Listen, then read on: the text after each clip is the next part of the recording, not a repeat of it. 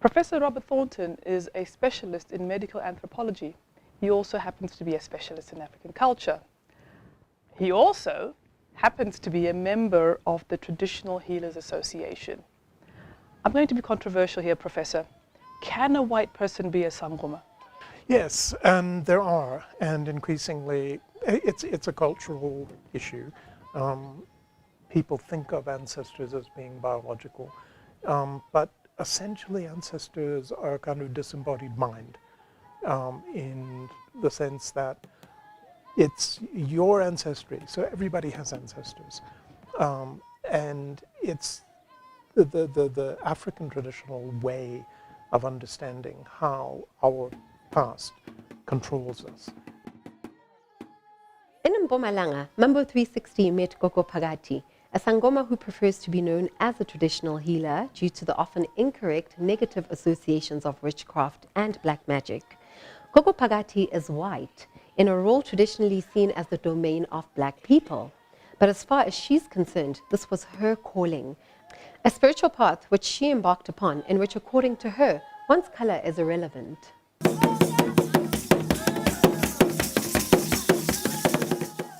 Both Gogo Phakati and her daughter have faced criticism and been victimized for their beliefs and practices.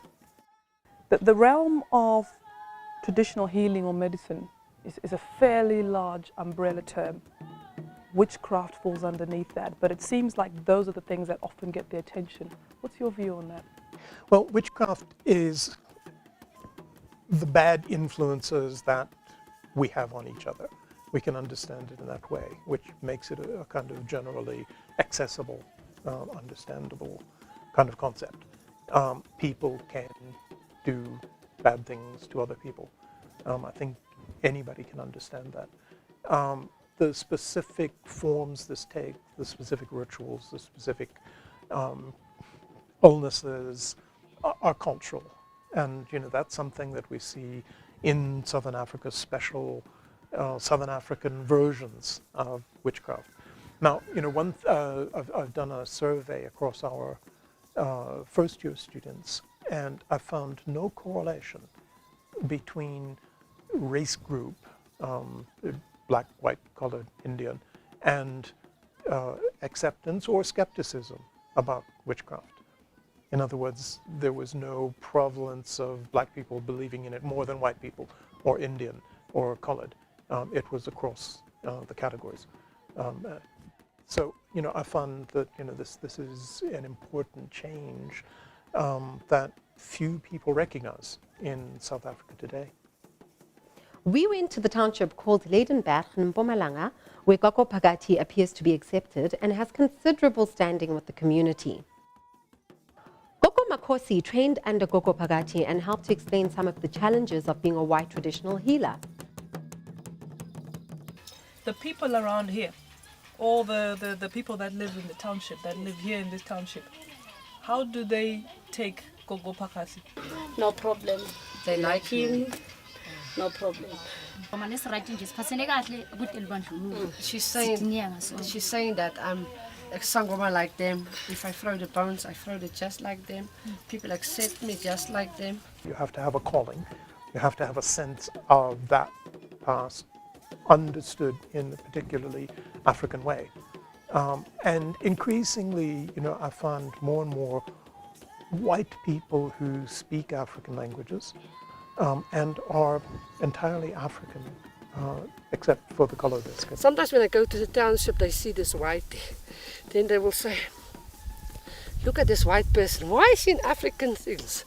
Why is she wearing this? It's a pondo. It's with medicine. When you graduate, your teacher make it for you. There are protection things in it wherever you go. We are not killers, we are healers. So when we put this on, people can see that you've graduated. When I go somewhere, they will say, this whitey, she's funny, she just wants to act like us. But once you go into ancestors, the cameras, the phones go like this. You don't know it, afterwards they'll come and show you. That is great. She helps you get in touch with your inner soul so that you heal the outside. Because healing comes from within, and she also calls upon whatever you believe in, be it archangels, ancestors, to help you heal.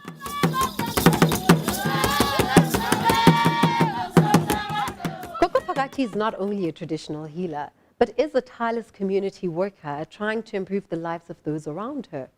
She wants to set up traditional healing clinics and training centers, as she believes they're just as important as medical facilities. We must stop, like Mandela was saying. We are a united union. We must stop to criticize others.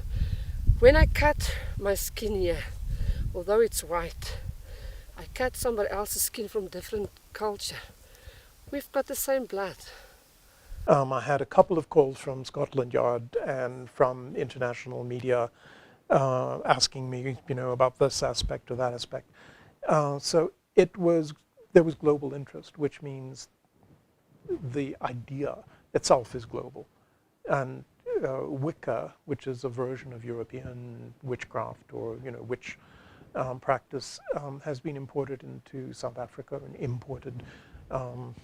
has moved into South Africa, just as witchcraft practices have come out of Africa into the rest of the world, as well as Indian ideas, or Chinese ideas, Native American ideas. All of these are global ideas. It is who you are, it's in your heart. And you can't say, I can't heal this culture and that culture. We are not, ancestors doesn't see culture. If you are meant to be a healer and be proud of who you are. It's not easy for us, white people, to be a traditional healer because they put a stamp to your name. And when you go somewhere, they'll say, this is a sangoma. I don't like that name. I rather prefer traditional practitioner or traditional healer. Because once they say sangoma, they say, you are the bad one, you want to kill us. We are healing. Basically, or in a nutshell, what you're telling me is, perhaps our minds have to be a bit more open and we have to be a bit broad-based in our thinking about, what is traditional medicine in comparison to what is accepted on a more global front. Well, I say in a couple of papers that it's not traditional and it's not medicine. It's global, it's a philosophy, it's a therapeutic system, which goes beyond medicine. Although things like muti get the attention, a lot of what a sangoma or a herbalist actually does is advise people on their sexual problems, on their marital problems, on their conflict with the boss. All of that is a very large practice, part of any practice, just as it is with a psychologist or a medical doctor. Are there people within this community that don't like Gogo Phakati because of her skin color and what she does? Simjabulele kakhulu kabi uthe noma afika labaningi bafisa ukumbona. She said people are very happy, excited to see her coming to our community, and then she said there's no one who hates the white people, especially in our place. So people who say white people cannot be sangomas, they are wrong? Yes or no? They are wrong. They are wrong.